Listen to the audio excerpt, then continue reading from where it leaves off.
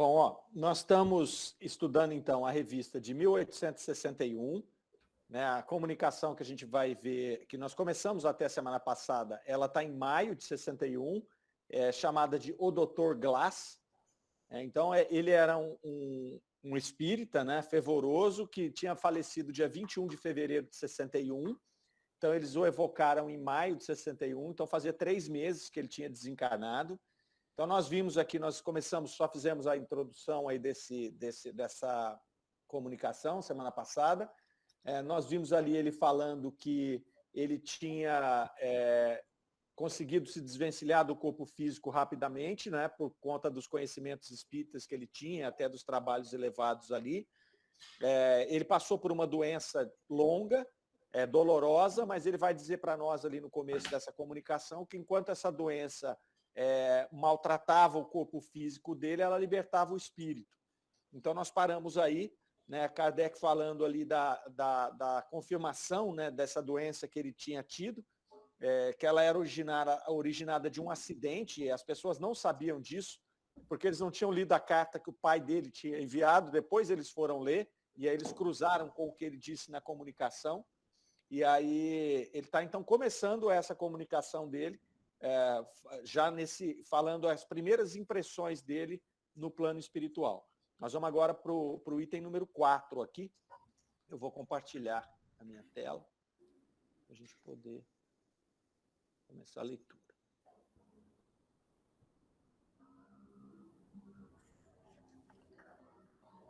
Estão vendo? Uhum. Então, vamos lá. Soraya, você vai? Obrigada. Também parece que vossas crenças vos ajudaram a suportar o sofrimento com coragem, pelo que vos felicitamos. Eu tinha em mim a consciência de uma vida melhor. Isso diz tudo. Essas crenças contribuíram para apressar o vosso desprendimento? Infinitamente. Porque as ideias espiritualistas que se pode ter sobre a vida são, por assim dizer, as indulgências plenárias que afastam de vós, após a morte, toda influência terrena. Tem que subir. Pedimos a fineza de nos descrever o mais exatamente possível a natureza da perturbação que experimentastes, sua duração e as sensações quando vos reconhecestes. Eu tinha em mim, assim que morri, o perfeito conhecimento de mim mesmo, e entrevia com calma aquilo que tantos outros homens temem com tanto pavor. Meu trespasse foi curto e a consciência de mim mesmo não mudou. Ignoro quanto tempo durou a perturbação, mas quando despertei, realmente estava morto. No momento em que vos reconhecestes, achaste-vos isolado? Sim. Aliás, pelo coração eu estava ainda todo na terra. Não vi imediatamente espíritos em volta de mim, mas somente pouco a pouco. Que pensais dos vossos confrades que buscam, pela ciência, provar aos homens que neles não há senão matéria e que somente o nada os aguarda? Orgulho. Quando estiverem perto da morte, talvez os farão calar-se, é o que lhes almejo. Ah, como dizia Lamennais há pouco, há duas ciências, a do bem e a do mal. Eles têm a ciência que vem dos homens, a do mal. Observação. O espírito faz alusão a uma comunicação que Lamennais acabara de dar momentos antes, prova de que não tinha esperado a evocação para vir à sessão. Muito bem. Vamos fazer um breve comentário aqui desse trecho. Nós temos coisas bem interessantes aqui. A 4 e a 5, as perguntas 4 e 5, na verdade, a gente já tinha visto semana passada, né, quando ele vai falar ali que ele teve essa passagem muito rápida, porque ele tinha consciência da vida futura dele, então ele já esperava isso, através dos conhecimentos que ele já tinha, né, da doutrina espírita, conhecimentos espiritualistas ali, e que contribuíram, como nós até comentamos semana passada, infinitamente para que ele tivesse um despertar melhor no plano espiritual. Aí eles pedem para que ele descreva lá o mais exatamente possível, né, a natureza da perturbação que ele tinha experimentado no processo. É interessante porque ele tinha acabado de falar que ele era espírita e que teve que a doutrina tinha ajudado ele infinitamente no processo de reconhecimento no plano espiritual. E aí Kardec vem e pergunta para ele a respeito da perturbação, né? Então, no primeiro momento que a gente está lendo isso, você pode até falar, poxa, mas espera aí, ele não teve perturbação, porque ele era um espírito que já tinha o conhecimento da vida futura e já estava preparado, né, para fazer o seu desencarne. Mas, na verdade, a gente vê aqui que ele vai falar da perturbação dele, porque todos nós passamos pela perturbação. Não tem jeito, seria assim, extremamente raro você não ter perturbação nenhuma. Então, sempre existe esse processo, né, que é o mesmo processo que nós passamos quando nós encarnamos. Então, quando nós desencarnamos, a gente está mudando, saindo de uma constituição e indo para outra. Então, é natural que a gente vá ter esse processo de perturbação. O que ele vai nos dizer aqui, né, é que ele tinha perfeito conhecimento dele mesmo, depois que ele morreu ali. Né? Ele esperava e antevia com calma tudo o que os outros temem. Então, ele já estava esperando a morte dele, ele vinha de uma doença longa, então ele já estava sabendo ali, ele estava vendo o corpo dele e a falência, ele estava esperando ali. Né? Ele falou que o trespasse dele foi curto, então houve uma perturbação, mas ela foi curta. Então ele ficou ali naquele estado de... a gente cita muito aqui, é como se a gente já estivesse acordando num local estranho. Né? Então, quando a gente viaja, a gente vai para um hotel, vai dormir na casa de alguém, você acorda no meio da noite assim, você tem que se situar, onde é que eu estou? Não é? Porque onde é que eu estou, quem eu sou, aquela coisa toda. A gente fica meio perturbado. Esse desencarne vai ser isso aí, potencializado, né, podendo durar alguns minutos até séculos nesse processo de você não se identificar com aquilo ali. No caso dele foi curto, ele não sabe precisar exatamente ali quanto tempo durou essa perturbação dele, mas ela existiu. Nós comentamos aqui no finalzinho da nossa reunião da semana passada, não sei se estava todo mundo aqui, a respeito dessa duração, porque a gente vê nessas comunicações da Revista Espírita, principalmente, poucos relatos do velório. Né? Lembra que a gente conversou sobre isso? Né? Então, a gente tem poucos relatos de espírito falar, eu estava no meu velório, eu vi meu corpo sendo velado, e aí eu vi as pessoas lá chorando. A gente pouco vê esse relato. Então, a gente imagina que esse momento de maior perturbação, ele passa ali por aquele período, né, de tempo em que ocorre, né, que dá tempo de sepultar o corpo. O que a gente vê quando o espírito está ainda acoplado ao corpo, que ele está naquela perturbação mais sofrida, ele já vê o corpo dele enterrado. Ele fala, vejo os vermes a corroer a minha carne, né? Nós já vimos vermes corroer meu corpo, nós vimos várias comunicações nesse teor já, tanto aqui na Revista Espírita, como em outras comunicações, em outras obras aí. O espírito falando que ele vê o corpo dele lá no cemitério, que ele vê o corpo dele sepultado, sendo devorado, sendo decomposto, mas a gente dificilmente vê o espírito falando que se viu no velório. Nós tivemos casos aqui em 58, que Kardec entrevistou um espírito através do médium vidente, esqueci o nome dele agora, fugiu o nome do médium, mas aquilo foi um caso preparado. Né? Então, eles já estavam com aquela intenção de entrevistar aquele espírito, o espírito estava desperto, era um membro da Sociedade Espírita de Paris, então ele tinha todo o conhecimento, né, espiritual ali, estava preparado para fazer aquela comunicação. Via de regra, esse período aí, o espírito está nesse processo de despertar. Né? A gente chama de perturbação, mas é um despertar. É um despertar. E essa perturbação fica ali no meio desse despertar ali. Chama a atenção a pergunta número... Alguém quer falar? Pode falar. Não? Chama a atenção na pergunta número 7, quando ele vai dizer lá se ele se achava isolado no momento em que ele se reconheceu. Isso é bem interessante também. Ele vai falar, ó, sim, aliás, pelo coração eu estava ainda todo na terra. Né? Estava todo na terra. Nós vimos uma comunicação anterior, o espírito falando que ele não tinha senão sensações materiais ainda, sensações terrenas. Então, por mais que ele se reconhecesse aqui nesse caso como um espírito, que ele sabia que ele ia desencarnar, que ele ia sair do corpo físico, nesses primeiros momentos ele ainda estava ligado na Terra, ele ainda estava ligado na matéria, na vida material. Isso é muito normal.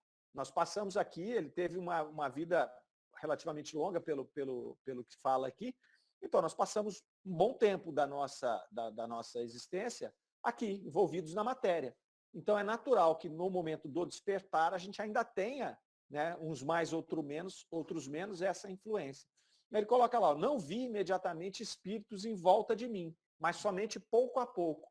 Então, ele estava desencarnado, ele estava já entrando no plano espiritual, mas ele ainda estava, de alguma maneira, ligado à matéria. Ele não relata aqui nenhuma sensação ruim de ter visto o corpo dele em estado, né, de deterioração, de ter visto nada do sepultamento dele, mas ele ainda sabia que ele estava ainda, né, mais fixo aqui no plano material. E aí ele fala que viu os espíritos somente pouco a pouco. Aí ele foi se despertando e ele vai vendo aqueles habitantes do plano espiritual que, via de regra, estão perto de nós para nos receber.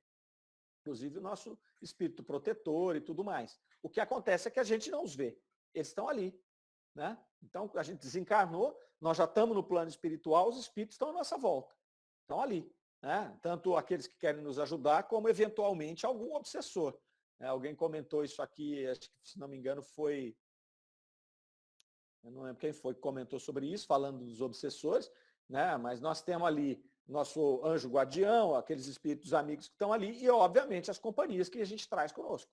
Eles vão estar ali também, né? Ávidos para se relacionar conosco. O que acontece é que, às vezes, esse estado de perturbação faz com que a gente não tenha acesso, a gente não deu acesso a esses espíritos, e até esse aqui, que era um indivíduo espírita que conhecia o processo, ele levou algum tempo para poder começar a identificar esses espíritos que estavam à sua volta ali. Depois ele vai fechar aqui esse trecho que nós lemos falando da questão daqueles que acham que pela ciência eles vão desvendar isso. Ele vai dizer que isso aí é uma questão de orgulho, né? Porque a ciência material não alcança esse tipo de reflexão, não alcança esse tipo de estudo. Então, ele cita aqui, como diria o Lamennais aqui, um pouquinho antes, né, dessas duas ciências do bem e do mal, que você pode usar para as duas, né? Eu posso, por exemplo, trabalhar com energia atômica e fazer um aparelho de radiologia, que eu vou salvar muita gente. Posso fazer uma bomba atômica, que eu vou matar muita gente. Então, quer dizer, a ciência, ela não é nem boa nem ruim, depende do emprego que a gente vai dar. Mas que o orgulho faz com que muitas vezes a gente se ache prepotente, né, se ache com conhecimento e com um poder maior do que nós temos. Então é isso que ele vai falar. E chama também a atenção aqui na observação que Kardec faz na Revista Espírita, dizendo que ele cita essa comunicação de Lamennais antes deles falarem nada. Então, quer dizer, ele estava participando daquele processo. Isso também é uma coisa bem recorrente aqui. Nós já vimos outros espíritos falarem que já estavam lá antes da evocação. Então, a gente percebe aqui que, sobretudo nesse momento, no século XIX ali, havia uma coordenação espiritual, né, de todo esse processo. Então, provavelmente, os médios, as pessoas da Sociedade Espírita de Paris eram intuídas de quem eles iam evocar, e esses espíritos já estavam preparados ali para essa evocação, né? Então, essa é a introdução do nosso trecho de hoje aqui. Comentários? Não? Então, vamos lá. Vou subir aqui. Estais frequentemente junto de vossa esposa, de vosso filho, de vosso pai? Quase constantemente. O sentimento que experimentais vendo-os é diferente do que experimentáveis em vida quando estáveis junto deles? A morte dá aos sentimentos, como às ideias, uma visão larga, mas cheia de esperanças que o homem não pode apreender na terra. Eu os amo, mas os queria junto a mim. É sobretudo em vista das esperanças futuras que o espírito deve ter coragem e sangue frio. Estando aqui, podeis vê-los em casa sem esforço ou perfeitamente. Observação. Um espírito inferior não o poderia. Apenas os que têm certa elevação podem ver simultaneamente pontos diferentes. Os outros estão ainda muito no terra-terra. Lendo esta resposta, sem dúvida certas pessoas dirão que era uma boa ocasião de controle. que se deveria ter perguntado ao espírito o que faziam seus parentes nesse momento e verificar se era exato. Com que objetivo tê-lo-íamos feito? Para nos assegurarmos de que era realmente um espírito que nos falava? Mas se não fosse um espírito, é que o médium nos enganava. Ora, há muitos anos esse médium dá o seu concurso à sociedade e jamais tivemos ocasião de suspeitar de sua boa-fé. Se o tivéssemos feito como prova de identidade, não nos teria valido grande coisa, porque um espírito enganador teria podido sabê-lo tanto quanto o espírito verdadeiro. Assim, a questão teria entrado na categoria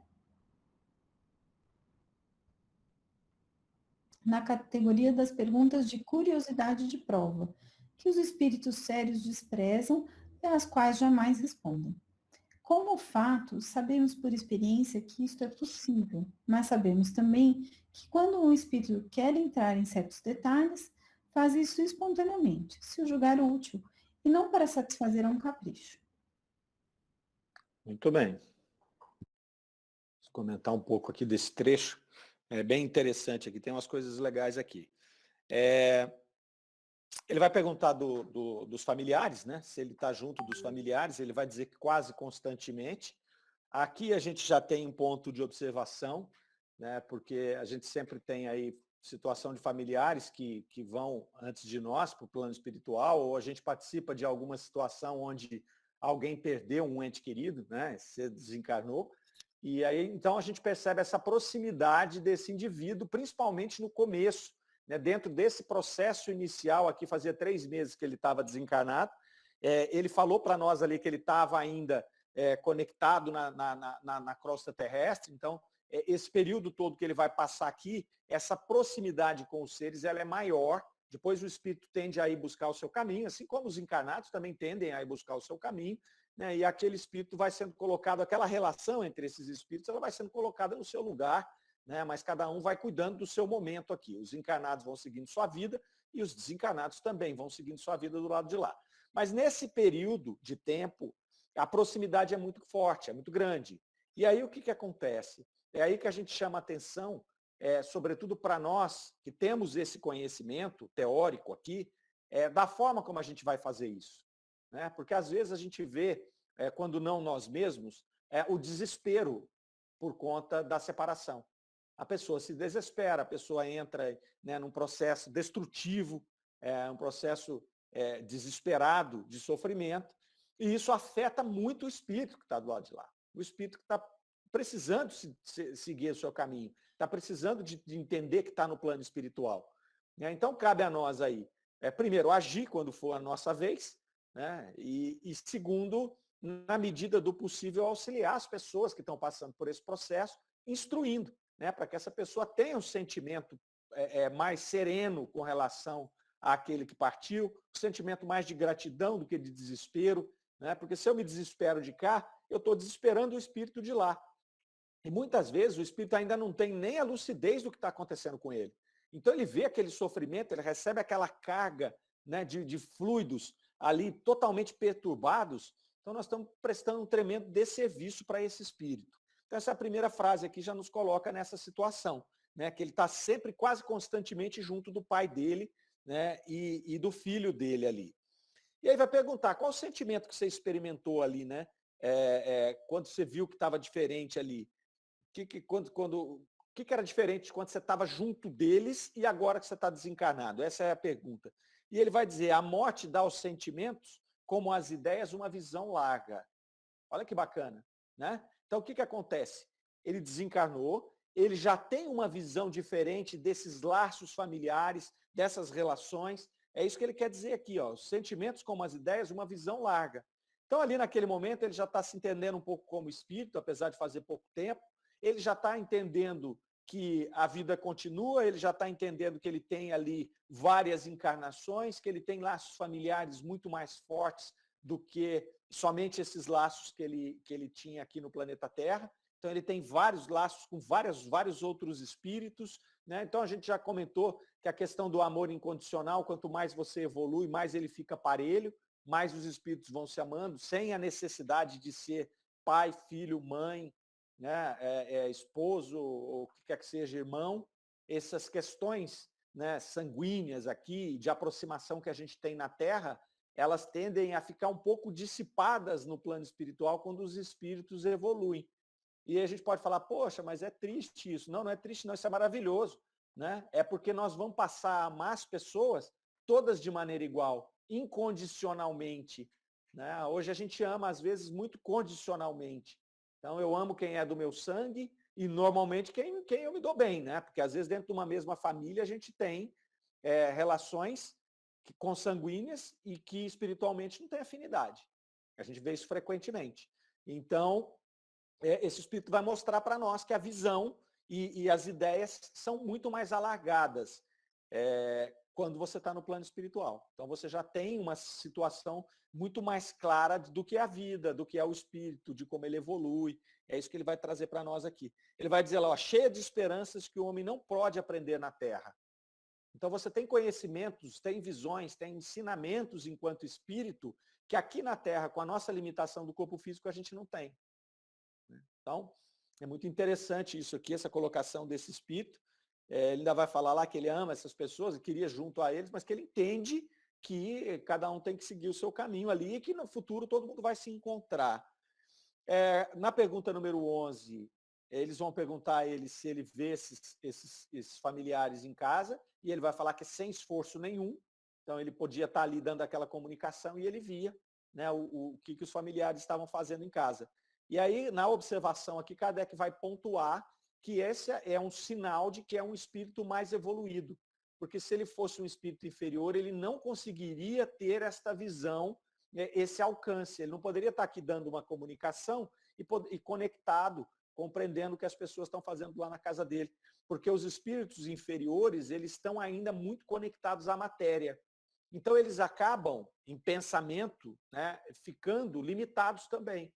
Então, ele perde o corpo físico, mas ele não perde as sensações do corpo físico e nem as limitações.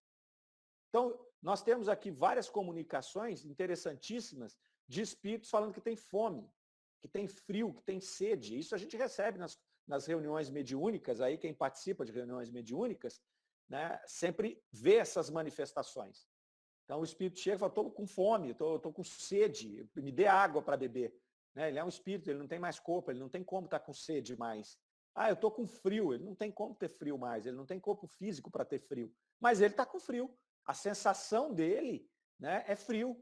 A sensação de dor no estômago dele, de fome, é uma sensação, Kardec chama isso de sofrimento moral, de dores morais, né? Mas porque elas são verdadeiras, ele está sentindo aquilo mesmo, mas ela não é física. Ele não tem um estômago que está vazio, por isso está doendo. Então, é interessante aqui ele fazer essa conexão. Esse espírito consegue ter essa lucidez e essa abrangência no pensamento dele, né? Ou seja, ele consegue se expandir em pensamento a ponto de estar aqui dando a comunicação e estar lá na casa dele, vendo o que os familiares fazem. Se fosse um inferior, ele estaria focado só naquele momento ali e provavelmente 3 meses depois ele estaria lá no cemitério, ainda grudado no corpo dele. Né? Aí faz uma outra pontuação aqui na mesma observação, Kardec, dizendo que para aqueles que buscam aí as comprovações a todo custo, eles vão dizer que seria um momento importante para fazer uma prova com esse espírito, para perguntar para ele, tá, você está vendo eles lá na casa deles, mas o que é que eles estão fazendo agora? Aí o espírito descreveria e eles iam checar se era verdade mesmo que eles estavam fazendo. E aí Kardec vai dizer aqui que não era esse o momento para fazer esse processo, não é? Porque para que ele iria fazer isso agora, nesse momento aqui, se ele não tinha dúvida nenhuma com relação ao médium, que era um médium já experimentado da Sociedade Espírita de Paris, né? E que eles não teriam a necessidade de fazer isso, e por não terem essa necessidade, o espírito entenderia que isso estaria naquela questão da curiosidade. E os espíritos não gostavam, e como não gostam, de ser colocados à prova por razões inúteis, né? Por curiosidade. Lá no começo dessa comunicação, nós vimos semana passada, que Kardec, não sei se foi Kardec que evocou, mas provavelmente sim, porque Kardec participava dessas reuniões todas da Sociedade Espírita de Paris. Kardec vai dizer que tinham evocado esse espírito a pedido do pai, numa carta, mas que também o faziam para a sua instrução. Vocês lembram disso? Ó, nós queremos aqui ouvi-lo para que a gente possa nos instruir. Então isso era muito bem-vindo, como é até hoje, muito bem-vindo. Né? Você fazer uma evocação para você poder se instruir, né, com o espírito desarmado e tudo mais. Mas colocar o espírito à prova, sobretudo por curiosidade e desnecessariamente, não costuma dar certo. Né? Porque os espíritos, eles não estão à nossa disposição para isso. E também nós já comentamos muito, nessas nossas reflexões, que o processo mediúnico ele é muito custoso, tanto do ponto de vista material, fluídico, como até espiritual, do espírito vir, fazer essa conexão para poder transmitir o seu pensamento. Então, quando a gente começa a querer dar provas de coisas que já estão provadas, você provavelmente vai afastar esses espíritos. E o perigo, sempre se você insistir, você vai acabar tendo algum espírito inferior para responder para você. Essa é outra colocação, né, que Kardec sempre faz. Se você insistir com o espírito superior em algo que é dessa linha, de curiosidade, de coisas que sem importância, ele vai se afastar, porque eles não estão à nossa disposição, e muitas vezes vai se aproximar um espírito inferior e que vai te dar informações errôneas, vai te levar, vai te induzir ao erro. Então, esse trecho aqui também traz essas informações aqui bem importantes. Comentários?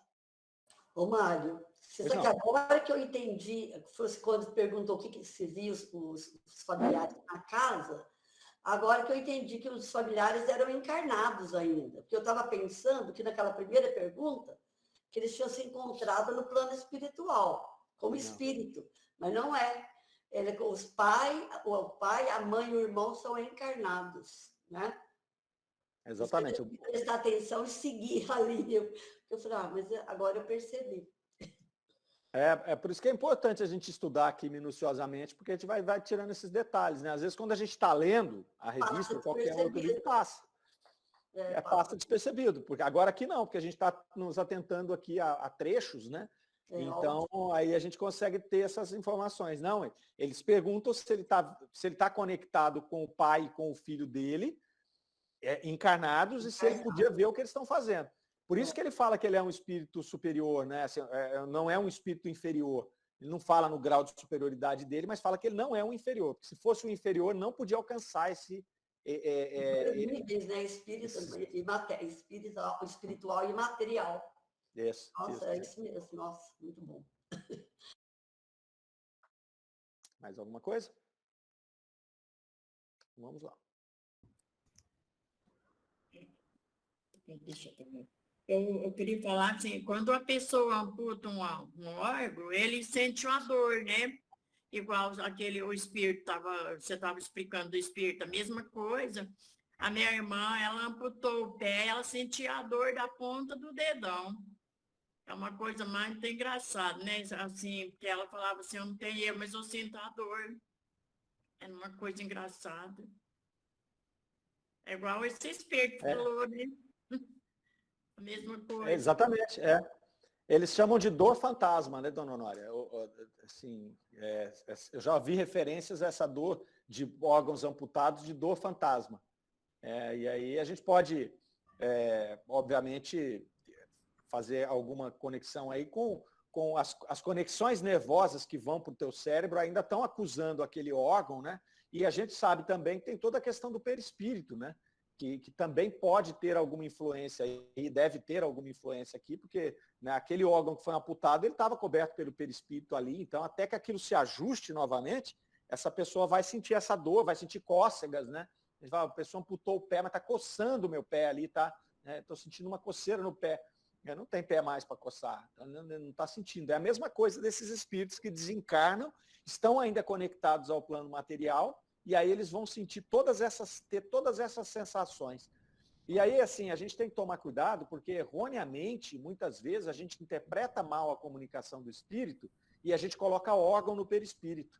Né? Perispírito não tem órgão, perispírito não tem olho, não tem estômago, não tem boca, não tem a língua para falar. E aí as pessoas falam, não, mas o médium vidente viu que, ele falou que ele tem o estômago, ele está vendo, né, ali. Mas o que acontece? Ele tem o órgão, mas não tem a função do órgão. Então, o espírito pode materializar o órgão, mas aquele órgão não funciona como funcionava no corpo físico. Então, vamos dar um exemplo. O espírito, o perispírito não tem olhos com as mesmas funções que nós temos. Ele se materializa e nós vamos ver os olhos dele. Né? Mas ele não está nos enxergando por esses olhos, por esse aparelho que a gente usa. Né? Porque como é que a gente vê? A gente capta a luz, né? Da luz vai para o nosso cérebro e transforma na visão que a gente tá tendo aqui agora. O espírito, não, ele vai ver, quando ele está desencarnado, ele vai enxergar por todo o seu perispírito. Então ele pode enxergar o que está ali atrás, ele pode enxergar muito mais longe, ele pode enxergar o que está do outro lado da parede. Né? Ele não tem os olhos, então ele pode ter materializado os olhos, então ele tem o órgão, mas não tem a função. O órgão não exerce a função. Né? Então, vocês já viram uma comunicação que o espírito aparece sem cabeça, foi decapitado e aparece com a cabeça embaixo do braço? Então, quer dizer, se esse órgão funcionasse para ele, esse espírito tinha morrido. Ele morria de novo? O que acontecia? Ele ia ficar num eterno morrer? Né? Eu estou com a minha cabeça aqui, mas como é que você está conversando? Com a cabeça de cá, igual um ventríloco? Não é. Ele estava transmitindo um pensamento. Né? Ele estava com a cabeça debaixo do braço. Ele não tinha cabeça. Né? Ele estava em total perturbação e aí se apresentou naquele processo ali. Né? Se ele tivesse órgãos ali, aquele perispírito, aquele sistema do perispírito não estaria funcionando. Teria colapsado. Né? Então essa é a confusão que a gente faz. Porque o espírito fala isso mesmo. Eu estou com fome. Né? Eu não consigo enxergar. Eu estou com dor de cabeça. Porque são sensações que ele tinha, né, encarnado, e que por ele estar ainda muito conectado, ele continua tendo aquelas sensações. Tanto é que a hora que você vai, às vezes, num processo de doutrinação, de desobsessão, por exemplo, às vezes você recebe um irmão que está nessa condição, muitas vezes você consegue ir conversando com ele e você consegue vendo que o espírito vai percebendo. Não, peraí, de fato, não estou mais sentindo isso. Não, voltei a enxergar, não é? E em alguns casos você não consegue fazer isso. O espírito chega, eu estou com sede, eu estou com sede, eu estou com sede. Não, toma essa água que está aí do lado. E às vezes ele vai, tomei a água, agora eu estou melhor. Né? Então o que aconteceu? Porque às vezes não tem jeito, às vezes chega um frio, toma essa coberta aqui. Ah, então tá, agora eu me aqueci. Né? Então foi preciso pegar uma coberta e colocar no perispírito dele? Não foi. Né? Então é só esse cuidado que a gente tem que ter, né, de não pegar essa interpretação do que eles estão falando, do que eles estão sentindo e materializar o perispírito. Criar um sistema. Eu não tenho sistema sanguíneo no perispírito, eu não tenho estômago, eu não tenho olhos para ver, eu tenho olhos para me mostrar, eu não tenho olhos para ver. Né? Tá certo? Claro isso, gente. Alguém tem dúvida com relação a isso? A gente já falou isso tanto aqui nesses anos que a gente está malhando isso, ficando até repetitivo. Mas vamos lá. Uma coisa, senão sigamos. Pode falar. Quer falar? Alguém? Não? Vamos lá. Fazeis distinção, foi aí, né, que eu parei? Foi no 12. Fazeis distinção entre o vosso espírito e o vosso perispírito? Qual a diferença que estabeleceis entre as duas coisas? Penso, logo sinto, e tenho uma alma, como disse um filósofo. Não sei mais que ele a respeito. Quanto ao perispírito, é uma forma, como sabeis, fluídica e natural. Mas buscar a alma é querer buscar o absoluto espiritual. Ai, gente, posso ler de novo essa parte? Pode. Porque eu achei tão profundo que eu queria ler. Daqui. Penso, logo sinto. E tenho uma alma, como disse um filósofo. Não sei mais que ele a respeito. Quanto ao perispírito, é uma forma, como sabeis, fluídica e natural. Mas buscar a alma é querer buscar o absoluto espiritual. Tá, para só um pouquinho aí, Soraya, porque essa frase, ela ela é simples, mas ao mesmo tempo ela é profunda, né? O que ele vai dizer lá, ó, penso, logo sinto e tenho uma alma, né? Como disse o filósofo. Mas não sei mais do que ele a esse respeito, sobre a alma. Então é isso que ele vai dizer. O perispírito, ele consegue definir o espírito, que ele vai dizer, o perispírito é fluídico e natural. Ele estava vendo o perispírito dele, né? Fluídico. Ele não tem um corpo físico mais, ele percebe que é fluídico e natural, por quê? Porque aquilo está acontecendo naturalmente com ele. Quanto à alma, ele vai querer aqui, é querer buscar o absoluto espiritual. Ele consegue definir a alma, ele sabe que ele tem uma alma, porque ele coloca lá, ó, penso, logo sinto e tenho uma alma. Então ele percebe que ele é um espírito, ele consegue perceber que esse espírito tem um perispírito que é fluídico e natural, não é? Mas ele não consegue definir a alma. Então ele ainda coloca aqui, querer definir a alma é querer buscar o absoluto espiritual. É isso que ele está dizendo. Ele está dando uma demonstração, sobretudo porque ele era uma pessoa conhecedora da doutrina espírita. Então, quando eles fazem, você faz uma distinção do vosso espírito e do perispírito, ele está fazendo essa distinção. Ele falou, é como se ele dissesse assim, o meu espírito é o meu pensamento, é a minha existência. E o perispírito é algo material, fluídico e natural. Ele está fazendo essa diferença. Só que ele não consegue definir o que é a alma. Ele já deixa claro aqui. Né? Ele não sabe mais que o filósofo. O filósofo penso, logo existo. Né? Então ele só fala isso. Eu penso, eu sei que eu existo. Mas como é isso? Eu não sei. Eu não sei definir a alma. Né? Mas o perispírito aqui ele fez essa distinção entre alma e espírito. Tá claro? Claro, Soraya? Está com cara de quem está em dúvida?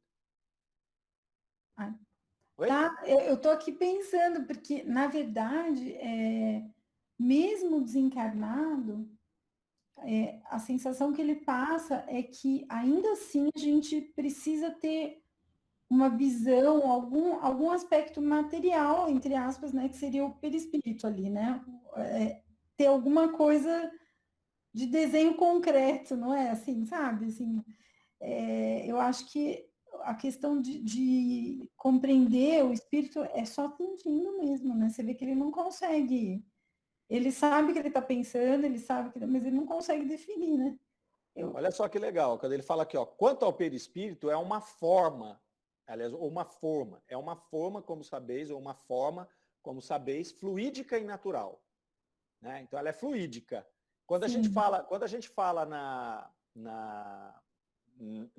nessa forma que você falou agora, você tem que ter como se fosse um desenho, a gente vê comunicações em que os espíritos estão falando entre eles ali e não tem tanto essa distinção do corpo como nós temos agora. Quando o espírito vai se fazer visível, aí ele vai, vamos dizer, ele vai condensar um pouco mais o perispírito para que ele se pareça como nós. Né? Mas no trânsito entre eles ali, é meio que como se perdesse essa forma, não tem essa necessidade de ter esses traços tão característicos como nós temos no corpo físico. Está entendendo isso? E aí eu fico pensando o que vai, conforme a gente for evoluindo, né, conforme há essa evolução e não há mais essa necessidade, né, de tantas diferenças corpóreas, né, essa diferença que nos distingue hoje, na verdade, o que faz a gente sentir a presença do outro, né, o que faz reconhecer o outro é muito mais o sentir mesmo, né? É o ser, né? Não tem mais a ver com matéria mesmo. Eu não sei se eu fui clara, mas... Foi interessante a sua colocação pelo seguinte, olha, hoje a gente tem que usar os nossos olhos, nós temos que bater o olho na pessoa, a gente tem que entender, ver a forma dela, transferir no nosso cérebro, fazer uma conexão para saber se a gente conhece ou não. Né? Quando nós estamos ali no plano espiritual, nos relacionando entre nós ali, já no mesmo bloco ali, você não precisa ter essa forma tão definida, porque olha só, a gente vai enxergar por todo o corpo e você vai se aproximar e já vai entender por pensamento quem é, por sentimento, é o que você está dizendo, eu não preciso mais ter essa forma física. É ruim para a gente porque a gente gosta da nossa forma física, ela é o que nos identifica, né? Você olha no espelho, você olha uma foto e fala, esse aqui sou eu, ó. E aí fica uma confusão para nós, como é que eu não vou ser eu? Né? Mas acontece que... Mas, assim, é ruim para o nosso entendimento de hoje, né?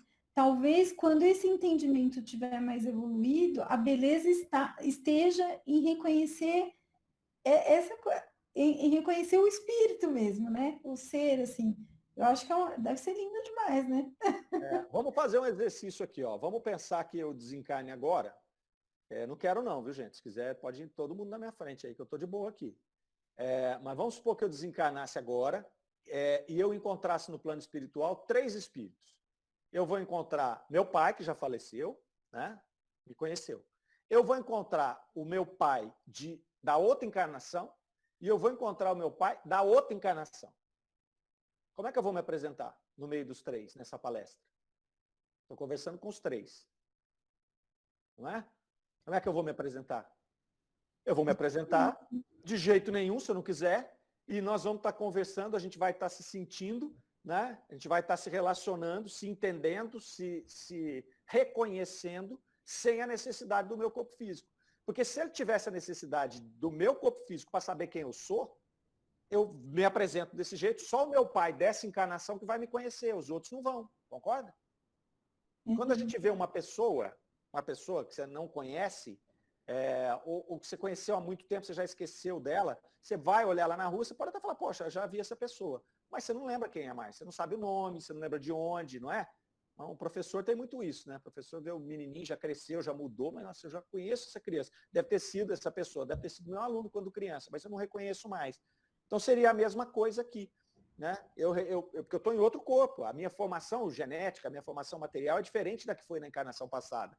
Né? Eu posso ter sido um negro lá da África subsaariana, com uma disposição física totalmente diferente da minha, e aí eu posso estar aqui agora encontrando com o meu pai nessa encarnação, o senhor Ramon Martinez Garcia, e com o meu pai, o João da Silva, da outra encarnação lá. Como é que eu vou me apresentar? Entendeu? É por isso, Soraya, que eu acho que cabe aí a sua colocação, de que a gente vai se aproximar e você vai reconhecer o espírito pelo próprio espírito, por aquilo que ele emana, pelos seus pensamentos. Pela essência, né? Pela essência, isso. Pela essência. Não é bacana? Ai, é bonito demais. Mário, pois não. Você foi feliz nesse exemplo. Acho que agora ficou claro para todos nós, viu? Vocês têm que explorar para a gente pensar junto aí, gente. Não fica com dúvida, não, porque as dúvidas de vocês às vezes são as minhas também. Aí a gente vai pensando na hora. Eu não tinha pensado nisso até a Soraya levantar a questão aí. Né? Muito bem, vamos lá, vamos para 13. 13. Vamos lá. Credes que a faculdade de pensar reside no perispírito? Numa palavra, que a alma e o perispírito são uma só e mesma coisa? É absolutamente como se perguntasseis se o pensamento reside no vosso corpo. Um se vê, o outro se sente e se concebe. Assim, não sois um ser vago e indefinido, mas um ser limitado e circunscrito? Limitado sim, mas rápido como o pensamento. Aí, para só um pouquinho, Soraya. Aqui é bem interessante, né? Porque aqui ele está concluindo basicamente ali o pensamento anterior, né? Ele vai falar ali uma coisa importante também, né? Se o pensamento, a faculdade de pensar está no perispírito. A faculdade de pensar é uma faculdade do espírito. O pensamento está no espírito, não está no perispírito. O perispírito não pensa, o perispírito é matéria. Se a gente sair desse planeta aqui e ir para um outro planeta, nós vamos ter que fazer o quê? Deixar o nosso perispírito aqui e constituir um outro perispírito lá no planeta em que nós formos. Se for um planeta superior, um perispírito vai ser mais sutil, né? Feito de matéria mais sutil, típica daquele plano superior, e se for para um plano inferior, um mundo inferior, ele vai ser mais denso, típico de um mundo inferior. Então, o que ele vai dizer aqui, né? Olha lá, a faculdade de pensar está no perispírito. Numa palavra, a alma e o perispírito são a mesma coisa? Essa é a pergunta. É absolutamente como se perguntasse se o pensamento reside no vosso corpo. Né? O perispírito, ele é, na verdade, o corpo do espírito. Ele é o corpo do espírito. Então, ele não pode ser a origem do pensamento. A origem do pensamento está no espírito. É o espírito que pensa. O perispírito não pensa. O perispírito é matéria. Né? O perispírito é matéria. Nós vamos deixar essa matéria aqui e constituir outra se a gente se mudar. E aí ele vai dizer lá, volta a carga. Né? As perguntas são profundas, né? Porque estão conversando com um iniciado.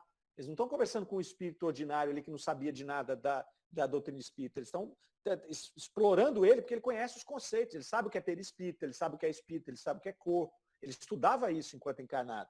Então, estão explorando esse espírito aqui.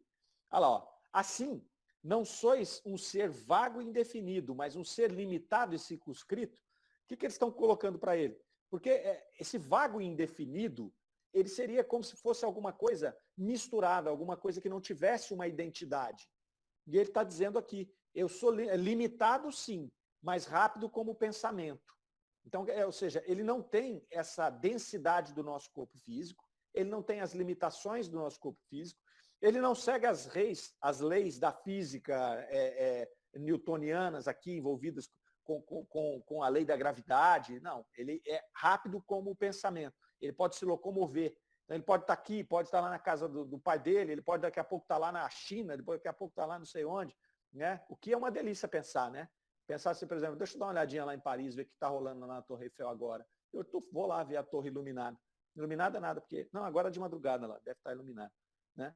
Então, quer dizer, é muito legal você poder imaginar, né? Você poder vagar por todos esses lugares na velocidade do pensamento. Mas ainda assim, o que ele diz aqui é que nós somos um ser, né, limitado. O que é ser limitado? Eu sou uma individualidade. Eu tenho um espírito e tenho um perispírito que me dá, inclusive, uma forma. Não é a forma que a gente está vendo aqui, como nós explicamos anteriormente. Mas eu tenho ali uma forma.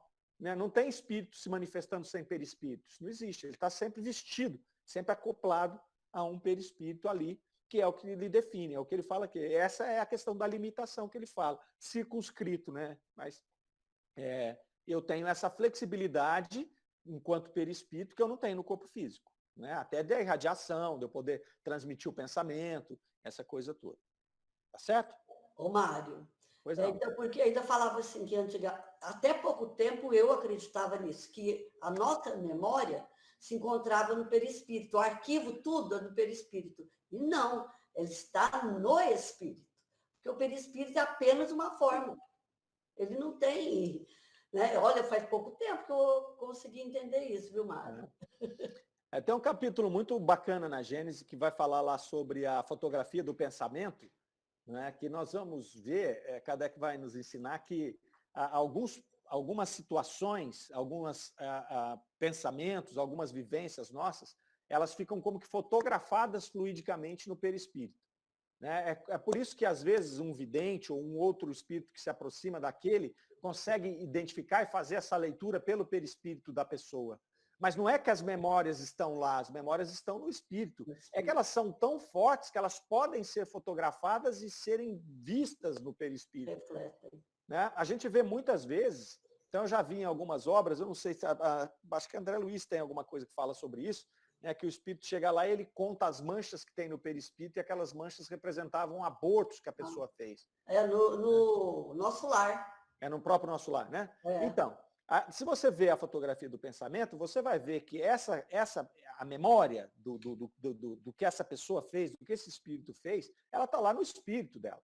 Né? Mas isso é tão forte que se fotografa no perispírito, consegue ser visto no perispírito da pessoa. E não é só isso, não é só o que ela fez. É interessante que a fotografia do pensamento nos coloca o que você pensou e não fez. Aí é que é interessante. Né? Então, por exemplo, ele dá o exemplo lá de se você pensar em cometer um assassinato. Então, você faz o quê quando você pensa em vou matar alguém daquele jeito? Você já desenhou fluidicamente como seria aquele ato. E isso pode ser grafado, pode ser fotografado no seu perispírito. E é por isso que os espíritos não conseguem, muitas vezes, né, a gente está falando sobretudo desses inferiores, que vão ter muito essa situação, esconder os seus pensamentos. Às vezes ele não fez, mas o pensamento dele está ali. Ele não fez, às vezes, por falta de oportunidade, às vezes ele não fez porque ele não teve coragem de fazer, né? Mas que a natureza dele era suficientemente ainda inferior para ele poder pensar e poder fotografar isso lá, isso aconteceu. Então, é muito interessante isso. Mas essa é outra confusão que existe, né, no meio espírita, que fala que fica tudo fotografado lá. Aí, quando o Cosme Massi vai explicar sobre isso, ele é muito enfático. Ele fala assim, então quer dizer que se você sai desse planeta aqui e você vai para um outro, você deixa todo o seu perispírito aqui e vai para o outro, você perde toda a sua memória? Né? Como você perderia a sua memória para ir para o outro? Você se lembra do que aconteceu de lá? Ué? Né? Então você não perde a memória. E por que não perde? Você não perde porque ela está gravada no teu espírito, ela não está no seu perispírito. Né? Correto? Oi, dona Nair, tudo bem? Ô, Mário, na verdade, então, a gente pode dizer que o espírito ele se expressa no perispírito, né? É uma expressão dele, né? Bem colocado. Eu acho que ele se expressa ali, ele vai deixar suas marcas no próprio perispírito, né? Forma aquilo que ele vai fazendo ali. É interessante que essa aí é uma outra discussão, né, que eu já tive, inclusive, com o Cosme, aí, toda vez que eu encontro com ele, a gente fica discutindo sobre isso, que é a questão, por exemplo, do perispírito ser o molde do corpo físico. A gente tem também essa confusão na doutrina espírita. A gente imagina que o nosso perispírito é como se fosse a forma do bolo, e aí o espírito vem, se acopla ali naquele feto que está como é que chama o nome? Quando junta os dois, gente? O espermatozoide, o óvulo, fecundando, né? Fecundando. Então o espírito se aproxima ali, e aí o corpo físico vai ser formado com aquele molde do perispírito. Se a gente não tomar cuidado, a gente vai imaginar que é uma forma de bolo, né? Então vem a forminha do bolo, se eu tenho uma forma quadrada, vai nascer quadrado, se eu tenho uma forma redonda, vai nascer redondo. E não é isso, né? Quem molda o nosso corpo físico é a genética. Quem explicou isso foi Mendel, não foi Kardec, né? Lá das ervilhas, aquele padre alemão. Foi ele que falou para nós da genética. Então, o que acontece? Por isso que a gente parece com o pai, com a mãe, ou é uma mistura, ou você tem gene recessivo do seu avô, né? Isso é genética que vai mostrar. Só que o que acontece com o perispírito? Algumas coisas, algumas situações que estão no espírito e no perispírito, elas podem ser tão fortes que elas vão influenciar nessa formação desse corpo físico. E por que eu levanto bastante essa questão com o Cosme e fico apertando ele? Porque você tem nos estudos do Ian Stevenson, principalmente sobre a reencarnação, uma série de apresentações de corpos físicos que têm marcas de nascença que se relacionam com o tipo de morte da personalidade anterior. Então você vê uma pessoa que levou um tiro na cabeça. E aí a reencarnação dela, a reencarnação que o Ian Stevenson encontrou, o ser encarnado que se fala que foi o anterior, ele tem uma marca de nascença aqui e uma aqui. Então ele tem a marca da bala que perfurou a cabeça do anterior, do corpo físico anterior. Certo? Mas ele não se parece com o anterior. Então não é uma forma de bolo. Ele se parece com os pais biológicos dele. A nossa forma é genética, ela é biológica, ela é material aqui. Não é? Agora, o perispírito e o espírito podem trazer impressões e até necessidades que vão criar essas marcas, que vão criar algum defeito, alguma coisa desse tipo. Né? Vocês concordam com isso, todo mundo? Concordo, Claro para todo mundo? E Eunice, eu, assim como você, eu aprendi nos estudos com o Mário, viu? Essa questão. Aprendemos juntos, eu também não sabia. Aprendemos todos lá, né? Quando a gente estava lá no presencial, eu lembro que eu vi, eu saí de lá inconformada, fiquei dias pensando, porque eu trazia toda uma referência completamente diferente. E foi muito bom, assim, né? É tão bacana quando a gente consegue, eu acho que ter mais clareza, né? E aprender mesmo, porque as pessoas, elas acho que acabam esquecendo muito das obras básicas, né, Mário? Que é o que a gente sempre conversa, né? E eu estava entre essas pessoas, né? A gente não começou pelas obras básicas. E olha que eu tive contato aos 14 anos, desde os 14 anos, né? Meu bisavô era espírita, então, mas o aprendizado mais, eu acho que expressivo foi nos últimos anos. É interessante que eu também, viu? Eu também. Antes de eu conhecer o Cosme, eu era uma pessoa, depois eu sou outra. E ele bugou a minha cabeça um dia que eu fui buscar ele em Ribeirão, não conhecia ele, e por essas coisas do destino, o Adolfinho ligou para mim e falou: Mário, vai vir um palestrante aqui, chama Cosme, você pega ele em Ribeirão para mim? Eu falei: perfeitamente, estou indo lá. E eu peguei o Cosme e a Lilian, a esposa dele, nós viemos para Franca, viemos conversando, e fomos jantar, e nós ficamos até 1h da manhã conversando sobre isso. Ele mudou totalmente a minha forma de pensar, a minha forma de entender a doutrina espírita. A partir daquele momento, eu vi que eu não entendia nada de doutrina espírita, eu vi que eu não entendia nada de Allan Kardec, de obras básicas, e aí eu me propus a estudar, e estou estudando até hoje com vocês. Essas coisas aqui, esses raciocínios, a gente vai fazendo juntos, né? Então... Mário. Muito bom. Mário. Pois não, Dana? Você me fez lembrar, eu era metida a explicar o Livro dos Espíritos numa casa espírita aqui, né? Aí um dia a minha amiga me liga e fala assim: Ana, vem aqui na Nova Era que tem um rapaz e ele está falando sobre o Livro dos Espíritos. Peguei meu Fusca amarelo, que você lembra dele, né? Lembro. Opa! E fui. E fui. Isso a primeira vez que o Cosme veio em Franca. E ele ficou hospedado lá na casa da Marleninha. Exatamente. Ai, eu falei, nossa senhora, e eu que pensava que explicava o livro dos espíritos. Então você me fez lembrar disso, né? Muito interessante, ele é sensacional. Então eu conheço o Cosme Márcio há muitos anos e eu fui acompanhando, né? O Cosme, ele, através dos CDs, né? Que ele vendia, dos livros. E eu, desde aquela época, era anos 90, acho que era anos 90. E eu, até hoje, né, acompanho. E você citou aí o caso do professor, né, que reconhece o aluno. Um dia minha amiga falou, vamos na palestra lá do Cosme, lá no Pestalozzi? O Mário Martinez vai estar lá. Aí eu falei assim, mas quem é Mário Martinez? Aí ela falou, você não conhece o Mário? Eu falei, não conheço. Ela falou, nossa, mas ele é tão conhecido no meio espírita. Eu falei, pois é, mas não conheço. E fomos. Chego lá, quando eu dei aula para você era praticamente uma criança. Era uma criança. Chego lá, falei, mas você lembra disso? Lembro. Falei, você que é o Mário, te reconheci assim, no ato. É lógico Exato. que tem alunos que a gente não reconhece, porque mudam muito, engordam, ficam carecas, né? E você não, você no mesmo rostinho. E eu te reconheci na hora. Falei, nossa, estou pensando que você é tão estranho, Mário Martinez. Aí eu lembrei que até um irmão gêmeo, né? Que você, Exato, tem um irmão. você tem. E é muito interessante mesmo isso aí, esse exemplo, né? Que você deu do professor aí. Muito interessante. Foi muito bom mesmo o exemplo que você deu, muito pertinente. E o Cosme Márcio é o máximo. Ele é. Eu falo que ele é o máximo, porque acompanho há muitos anos e ele tem muito para nos ensinar. Muito mesmo. Eu aprendo muito com ele.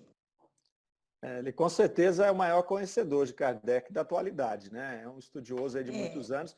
Nessa época, dona Ana, ele nem se chamava, ele não se apresentava como Cosme Márcio, né? Era Cosme Damião. Era Cosme Damião. Eu não conhecia ele nessa época, não. Quem me contou essa história foi o Antônio Carlos, que ele me contou que quando ele veio a primeira vez em Franca, ele ficou na casa deles e que ele chamava Cosme Damião. Ele fez palestra no Luz e Amor, mas eu não conhecia. Eu vim conhecer o Cosme aqui em Ribeirão, quando eu fui buscá-lo. Né? O que eu confesso que mudou totalmente a minha vida, mudou minha vida inteira. Né? Então, porque... aí, e depois, eu fui lá na casa da Marlene, que a gente tem muita amizade, né? E ele estava hospedado lá. Ele é muito simples, nós batemos um papão lá na cozinha da Marlene. Eu nem sei se naquela época ele era casado, acho que nem casado ele era. Não, acho que não. Acho que não era, não.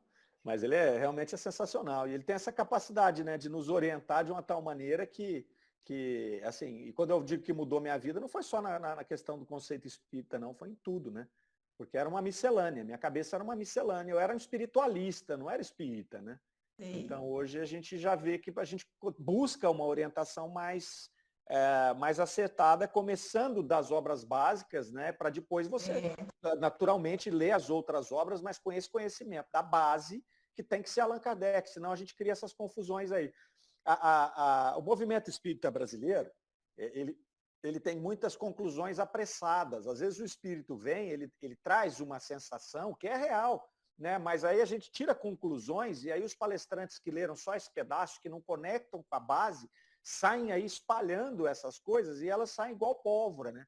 Nós falamos semana passada da questão do suicídio, do que acontece com os suicidas e tudo mais, essa questão de órgãos do perispírito, né? do pensamento está gravado no perispírito. Então são conceitos que apressadamente a pessoa capta de um espírito que vem se comunicar, né? Às vezes até sem entender direito o que o espírito falou, e o problema é que palestrantes saem falando, e às vezes palestrantes famosos, e aí cria esse negócio, igual fogo na palha, né?